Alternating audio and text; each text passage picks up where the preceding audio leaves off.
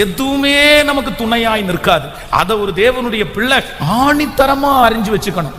நம்முடைய பணம் சில நேரத்தில் நமக்கு துணையா நிற்க முடியாது. நம்முடைய வேலை நமக்கு ஹெல்ப் பண்ணும் அப்படின்னு நினைப்போம். இல்ல, நம்முடைய வேலை நமக்கு துணையா நிற்க முடியாது. நம்முடைய படிப்பு நமக்கு துணையா நிற்கும்னு நினைப்போம். நம்முடைய படிப்பு நமக்கு துணையாய் நிற்க முடியாது.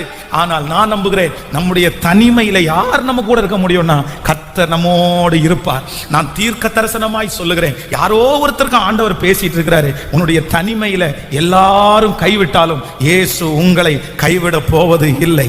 இதுவரையிலும் கர்த்தர் கைவிடல.